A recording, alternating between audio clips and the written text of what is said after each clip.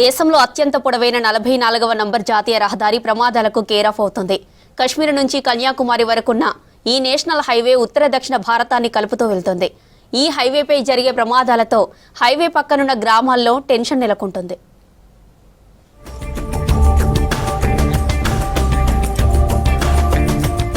44వ national హైవేపై ప్రమాదాలు జరగడం common అయిపోయింది. రోజు ఏ ప్రమాద వార్త వినాల్సి వస్తుందోననే టెన్షన్ హైవే పక్కనున్న గ్రామాల్లో కనబడుతోంది. ఈ హైవేపై గత 4 ఏళ్లలో 4000కు పైగా ప్రమాదాలు జరిగాయంటే పరిస్థితి అర్థం చేసుకోవచ్చు. పరిమితికి మించిన వేగం, నిర్లక్ష్యంతో డ్రైవింగ్ చేయడమే ప్రమాదాలకు కారణమంటున్నారు అధికారులు. ఈ నేషనల్ హైవేపై ప్రయాణించాలంటేనే భయమేస్తోందంటున్నారు జనం.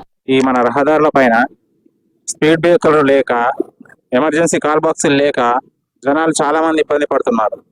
ఎందువల్ల అంటే నిత్యం రహదారుల్లో యాక్సిడెంట్లు జరగడం, కొంతమంది ప్రాణాలు కోల్పోవడం, వాళ్ళ కాళ్ళు చేతులు విరిగి అంగవైకల్యం పాలవడం చాలా ఇబ్బందికరంగా, బాధాకరంగా ఉంది. అది నేషనల్ హైవేపై ఎక్కువ మలుపులు ఉండడమే ప్రమాదాలకు కారణం. సరైన సైన్ బోర్డులు కూడా లేకపోవడంతో ఓవర్ స్పీడ్ తో వస్తున్న వెహికల్స్ యాక్సిడెంట్ కు కారణమవుతున్నాయి. గత 10 ఏళ్లలో 2000 మందికి పైగా ప్రాణాలు కోల్పోయినట్లు లెక్కలు ఉన్నాయి. ప్రతి ఏడాది ప్రమాదాలు పెరుగుతున్నాయే కానీ తగ్గడం లేదు. ఈ ఏడాది ఇప్పటికే 50 మందికి పైగా ప్రమాదాల్లో చనిపోయారు. కామారెడ్డి జిల్లా బిక్కనూరు నుంచి నిజామాబాద్ జిల్లా బాల్కొండ మండలం వరకు 44వ నెంబర్ జాతీయ రహదారి ఉంది. ఈ రహదారిపై బిక్కనూరు, కామారెడ్డి బైపాస్, మల్లన్నగుట్ట, డిచ్పల్లి సర్కిల్లోని ఇందల్వాయి, ధర్మారం, చంద్రయాన్పల్లి, అర్గుల్, బాల్కొండ క్రాస్ రోడ్ దగ్గర ఎక్కువ ప్రమాదాలు జరుగుతున్నాయి. ఈ హైవే మాకు ఎప్పటి నుంచి వచ్చింది, అప్పటి నుంచి మాకు తాండలో మస్తు యాక్సిడెంట్ అవ్వడు, అవన్నీ కారణంతో మస్తు మంది చచ్చిపోయారు.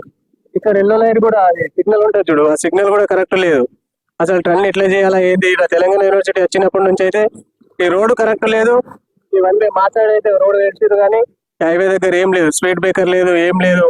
ఈ హైవే వల్ల మస్తు ప్రాణాలు కూడా పోతున్నాయి మస్తు మందికి. ఉమ్మడి జిల్లాలో 44వ నంబర్ జాతీయ రహదారి 130 కిలోమీటర్ల వరకు విస్తరించి ఉంది. నిత్యం 35,000కు పైగా వాహనాలు తిరుగుతుంటాయి. కామారెడ్డి జిల్లా బిక్కనూరు, నిజామాబాద్ జిల్లా ఇందల్వాయి, నిర్మల్ జిల్లా సోన్ దగ్గర టోల్ గేట్లున్నాయి. అయితే ఈ జాతీయ రహదారిపై ఇటీవల ఎక్కువ రోడ్డు ప్రమాదాలు జరుగుతున్నాయి. ఇందల్వాయి నుంచి బాల్కొండ వరకు నిత్యం 2 నుంచి 3 రోడ్డు ప్రమాదాల కేసులు నమోదవుతున్నాయి. నేషనల్ హైవే రోడ్ లో ఎప్పుడు కూడా మనకు రోడ్లు చాలా గుంతలమయంగా ఉంటున్నాయి. ప్రతి సంవత్సరంలో 2 సార్లు 3 సార్లు ఖచ్చితంగా కొత్త రోడ్లు వేయాలని చెప్పేసి ఒక రూల్ ఉన్నది. కానీ అలాంటి రూల్స్ ప్రతి వాళ్ళు అతిక్రమించి కేవలం టోల్ గేట్లు పెట్టి టోల్ గేట్ దగ్గర టోల్ వసూళ్లకు తప్పితే రోడ్లు సౌకర్యాలు మాత్రం ఎక్కడ చూసినా కానీ శూన్యంగా కనిపిస్తున్నది. అదేవిధంగా ఈ మధ్య ఏంటంటే టౌన్ లో ఎంట్రన్స్ లో కానీ ఎగ్జిట్ లో కానీ బ్రిడ్జిలు కట్టారు. ఆ సూచిక బోర్డులు కూడా సరైన క్రమంలో పెట్టకపోవడం వల్ల చాలా మంది ఏంటంటే అపోహపడి నేషనల్ డైరెక్ట్ వెళ్లిపోయి యాక్సిడెంట్ కూడా అవడం చాలా జరుగుతుంది. జాతీయ రహదారిపై ప్రమాదాలను నియంత్రించేందుకు తనిఖీలు చేయడం లేదన్న విమర్శలున్నాయి. ఓవర్టేక్ చేయబోయి చేసిన ప్రమాదాలే ఎక్కువ ఉన్నాయంటున్నారు స్థానికులు. కొన్ని చోట్ల పశువులు వెళ్లేందుకు దారులు లేకపోవడంతో అవి రోడ్లపైకి రావడం వల్ల ప్రమాదాలు జరుగుతున్నాయి. జాతీయ రహదారి NH-44 రహదారి పైన మనం నిత్యం ప్రమాదాలు చూస్తూనే ఉన్నాం.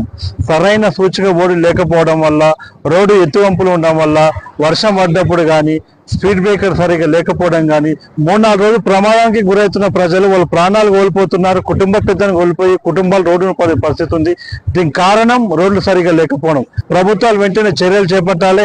ఏదైతే ప్రమాద హెచ్చరికలు ఉన్నాయో స్పష్టంగా ప్రజలకు కనిపించే విధంగా హెచ్చరికలు ఉండే విధంగా చేయాలి.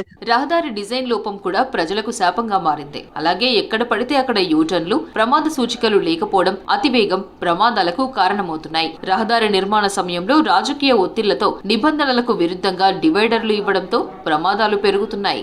అయితే ఈ హైవే మీద తరచూ యాక్సిడెంట్లు చాలా జరుగుతున్నాయి. నెలకు 20 చొప్పున యాక్సిడెంట్లు జరుగుతున్నాయి.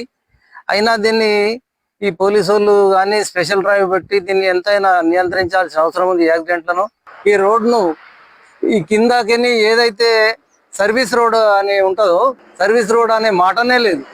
ఈ సర్వీస్ రోడ్ చేయాలా?